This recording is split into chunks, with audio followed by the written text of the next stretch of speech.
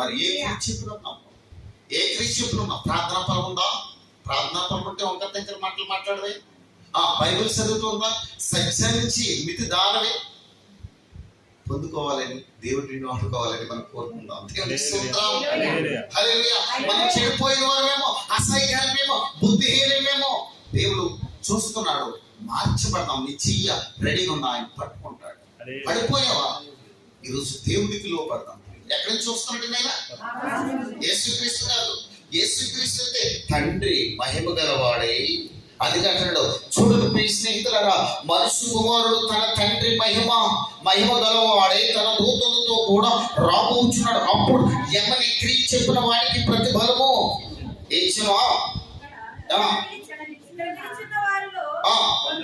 ఇక్కడ నిలిచిన వారిలో కొందరు మనుష్య కుమారుడు రాజ్యంతో కూడా వచ్చి వరకు అది దేవుడి ప్రేమ. ఆలోచించి నువ్వు ఒక తల్లిగా తయారవ్వాలి, నువ్వు ఒక దేవుని కుమారుడిగా హీరుడుగా తయారవ్వాలి. కానీ ఎక్కడేసిన కంగలు అక్కడే అన్నట్టు బుద్ధిహీనులు ఉంటే ఏమవుతుంది?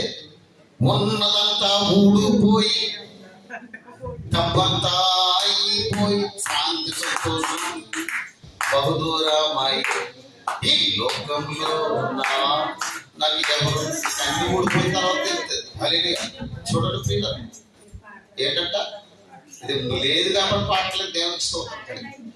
మానవుడికి ఎప్పుడు వస్తుందో తెలుసా? అన్ని కరెక్ట్గా ఉన్నప్పుడు భయం రాదండి. ఏదో ఒకటి కొంచెం మిస్టేక్ వచ్చినప్పుడు బాబాయ్ అప్పుడు తెలుస్తుంది. నిప్పే దేవుడు జ్ఞాపకస్తాడంట, అదువే జ్ఞాపకస్తాడు. అన్ని కరెక్ట్గా ఉన్నప్పుడు ఇప్పుడు కూడా మనం లెక్క చేయం. దేవుడికి స్తోత్రం. ఎంతో మందిని చూసుకొచ్చాను. హల్లెలూయా. దేవుడికి భయపడదాం ప్రియుల. నువ్వు రక్షణ పొందొచ్చు, గొప్పవారు అవ్వచ్చు, చిన్నవారు అవ్వచ్చు. దేవుడి సన్నిధికి వచ్చినప్పుడు మన ఇష్టాసారంగా తమాసాలు చేస్తే దేవుడు చూసి ఊరుకునేవాడు వాడు. ఒక్కొక్కటి చూపించాలంటే పేగులు తెప్పొస్తుంది వాక్యం. దేవునికి స్తోత్రం. వెళ్దాం, మనం మంచిగా వెళ్దాం. అయితే దేవుని రాజ్యం అంతము లేనిది. ఆయన రాజ్యం ఈ లోక సంబంధమైనది కాదు. చెప్పండి, ఆయన రాజ్యం ఈ లోక సంబంధమైనది కాదు స్నేహితులారా. అలాంటి రాజ్యానికి నిన్ను పిలుస్తున్నాడంటే వాక్యం నిన్ను పాదానికి దీపమై, ఆ వాక్యమే కృపా సత్య సంపూర్ణై మన మధ్యలో ఉండి, ఆ వాక్యమే శరీర దారై నీతో చెప్తుంది, నిన్ను నడిపించుకుంటుంది, నిన్ను తన అరిచేతిలో ఉంచుతుంది. పాదానికి రాతి తగలనట్లేదు, మార్గాన్ని కాపాడి నడిపిస్తుంది. యేసు నామములో 1000 మంది పడినా 10,000 మందికున్న అపాయం రాకుండా నీ గుడారాన్ని కాస్తుంది. ఇశ్రాయేలు మీద కొనకూడదు, నిద్రపోడు, నిన్ను కాపాడడానికి ఆయన వచ్చాడు. హల్లెలూయా, హల్లెలూయా, హల్లెలూయా. భూమి మీద ఏది బంధిస్తావో పేతురు, నేను బంధిస్తాను. నువ్వు తింగర వేసాలైతే దేవుడు బంధిస్తాడు. హల్లెలూయా, హల్లెలూయా. బుద్ధిహీనులే వేసాలేస్తే దేవుడు చూస్తున్నాడు. ఈరోజు అలాంటి మనం సంటి పిల్లలు ఉన్నామేమో, నేత వయస్సు పెద్దదైన చిన్నదైన జ్ఞానవంతులుగా లేమేమో. చాలా జాగ్రత్తగా మన తండ్రి అయిన బైబిల్ మనకి ఇచ్చిన ఆ కోడు చూసి బుద్ధి నేర్చుకుంటాం. హల్లెలూయా. అందుకనే అన్నాడు, మనుషు కుమారుడు రాజ్యం ఈ లోక సంబంధమైంది. ఆ రాజ్యం వెళ్ళడానికి కావాలా, ఈ లోక సంబంధం రాజ్యం కావాలా? ఈ లోక సంబంధంలో పోరాడేదే అయిపోయింది. ఇక్కడ తిప్పులాట, ఇంకో తిప్పులాట ఉంటుంది. దేవునికి స్తోత్రం. అక్కడికి వెళ్ళాలంటే పుడితే పండుగ ఏమంటే పడుతుంది.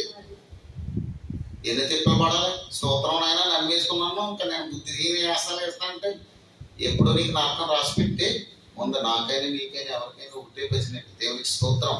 హల్లెలూయా. నిరకారం లేని అంతం లేని ఆ రాజ్యానికి మనం వెళ్తాం ప్రియులరా.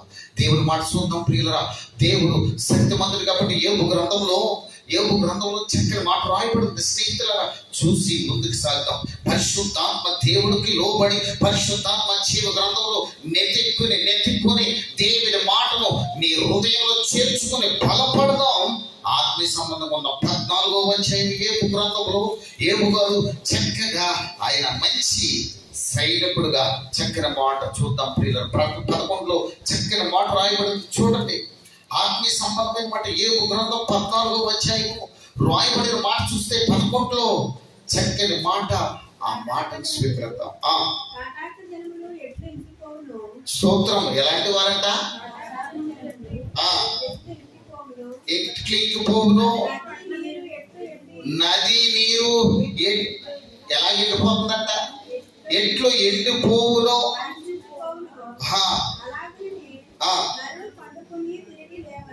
దేవునికి స్తోత్రం. ఎంత చక్కగా ఉందో చూడండి.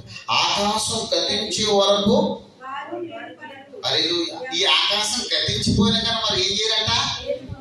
మరి అది ఆలోచించండి. ఏబు గారు చూసారా, అంత మంచి పోరాటంలో కూడా చెప్తున్నాడు. ఈ 12వ మాట చదువుతాం. ఆకాశం గతించే వరకు వారు మేలుకోరు. దేవునికి స్తోత్రం. మేలుకోరు. ఎవరును ఎన్నంత ఆరట్లు వేసుకుంటేమో కోయిట్లో ఇద్దరులే టైం 2:5 ఇంటికాడైతే 10 మంది లేగలేగరు. దేవునికి స్తోత్రం. లేచి మామూలుగా వెళ్ళిపోతారంటే ప్రార్థన అని వాక్యమైన అలాగా కొంతమంది అయితే హాస్టల్లో బతికి చేసేవాళ్ళు కూడా ఉన్నారు. దేవునికి స్తోత్రం. కొంతమంది ఉన్నారంటే పేరుకే, తర్వాత ఫుల్గా వేసేసి ముందు వేసేయడం, తర్వాత దేవునికే స్తోత్రం. హల్లెలూయా. ఏంటి ఆహారం లేకపోతే అర్థంగా స్తోత్రం అంటారు కొంతమంది. హల్లెలూయా. మంచి పిల్లరా ఏంటంట? ఈ ఎలాంటి దేవుని మాట వస్తుంది? ఆకాశం గతించిపోయే వరకు వారు మేలు పనులు. ఎలాంటి వారంట? 10 మంది బుద్ధుని కన్యకులు, 10 మంది బుద్ధి లేని కన్యకులు ఉన్నారు కదా. మొత్తం 10 మంది కన్యకులే కానీ వారిలో 5 ఎలాగా? 5 భక్తి పరులు, 5 బుద్ధి లేని వారు. దేవునికి స్తోత్రం. అందుకని అక్కడ ఉంటాడు దేవుడిని. బుద్ధిహీనులు తమ దేవుని లేరని అనుకుంటారేమో. 14 కీర్తనలు అందుకే రాయబడి. దేవునికి స్తోత్రం. కానీ మనకు మామూలుగా ఇక్కడికి వచ్చినప్పుడు మనం ఎలాంటి వారమో వాక్య ప్రకారంగా కోడుని బట్టి చెప్పేసుకుంటాం, తెలిసిపోతాయి. ఇంకా మామూలుగా ఇంకేం చూడక్కర్లేదు. దేవునికి స్తోత్రం కలిగి ఉంటారు. అయితే ఆకాశం గతించిపోయిన వారు మేలు పనరు. ఎవరు వారిని నిన్ను ఇంకెవరు లేపరు రోజు వచ్చినప్పుడు. దేవునికి స్తోత్రం కలిగి ప్రియ స్నేహితులారా ఆలోచించండి. ఏబు గారు ఎంతో మంచి మార్ప ఆత్మీయ సంబంధమైన మాటలు. 22:32 చూద్దాం. చూడండి ప్రియులారా, దేవుడి మాట సెలవిస్తుంది.